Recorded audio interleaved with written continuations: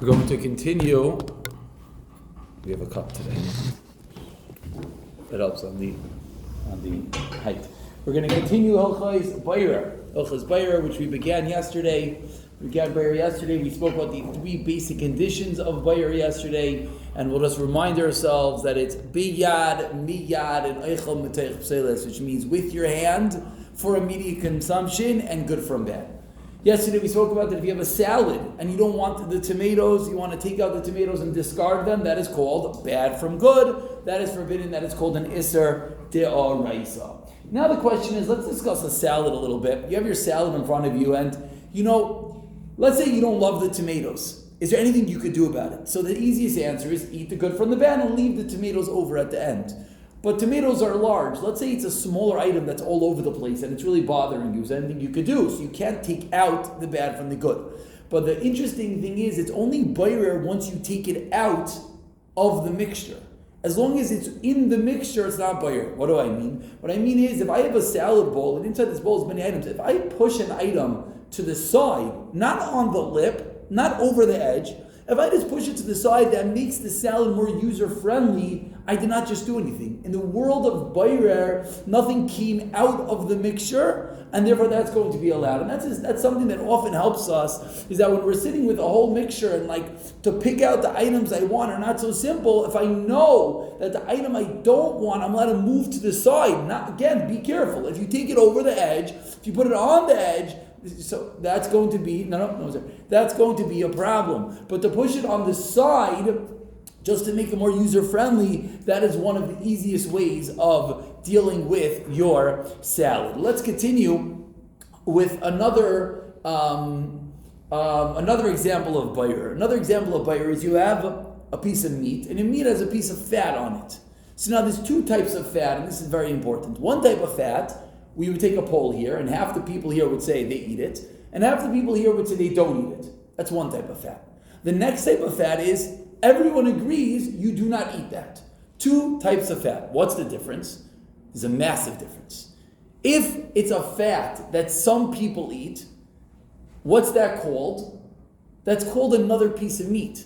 For example, let's talk about chicken skin for a moment. I have a piece of chicken with skin on it. Let's say you don't want the skin, not that you're allergic to the skin, not that you hate the skin, you just don't want the skin. Are you allowed to peel off the skin and leave it? So you think, wait, there are three conditions. You're doing your hand, you're doing for immediate consumption, but it's bad from good. But the answer is, since half of the world eats the skin, there's nothing wrong with taking it off. That's called a min echad. That's called, it's all the same entity. It's not like your tomato that you're removing from the mixture and you were throwing off and you were throwing out. Because this is called, it is part of the same item. For example, if I have a piece of steak, am I allowed to cut it in half and move it to the side? Yeah, but I'm not eating that part, so I just made it pselas? No. You can't make it pselas right now because it is a piece of meat. It is a piece of meat. You're right.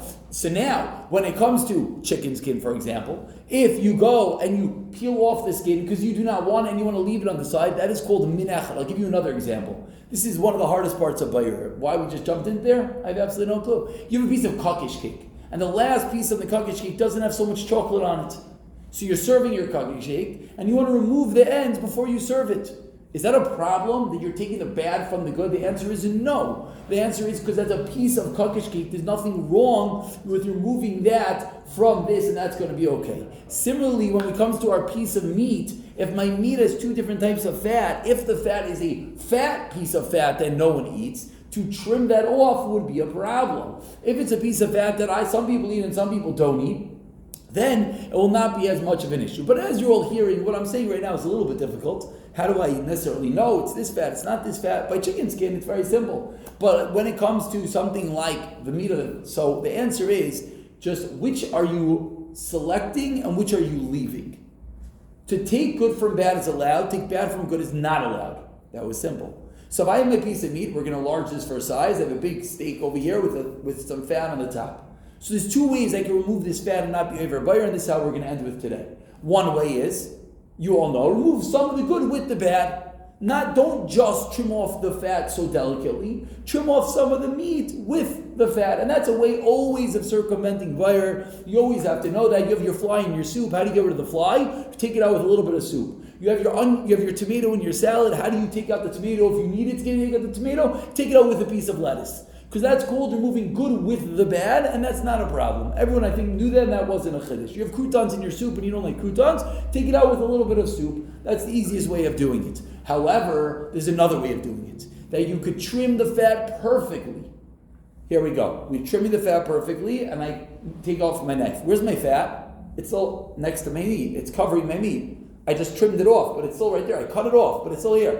It's separated. Did I do bayr yet? No, it's still right here. Which is the act of bayr? When I take the meat and I push it away. So normally it's one action. You take your knife, you trim off the fat, and you push it away. So on Shabbos, what do? You could still trim off the fat. Just don't push it away. You could trim off that fat, and then with your other hand, right? You have your right hand with your knife, perfect, adequate, and your left hand with your fork. So you trim your fat, and then instead of pushing away the fat, what do? Pick up the meat. So the issue is not the cutting of the fat. And this is something that if you think about it, you can apply this in many, many, many scenarios. Once you take off the meat, you do what you want. Now it's not a tarevis anymore. Perfect. Now I have just a piece of fat. Do what I want with it. And this is in many, many scenarios. You have your chicken on your bone to trim off the cartilage is going to be an issue. But if you pull away the chicken, it's going to be perfectly allowed. So many scenarios, the way to not get involved in the shayla of bayr is to figure out the way to take the good from the bad, and it doesn't necessarily mean it has to be a way that's going to be such a big deal. That's the big halacha that we learned today. And number two that we learned today is if you don't take it out of the mixture, it stays within the mixture, then it's as well not going to be an isser of bayr because you never took it out. You just moved it to the side of your mixture.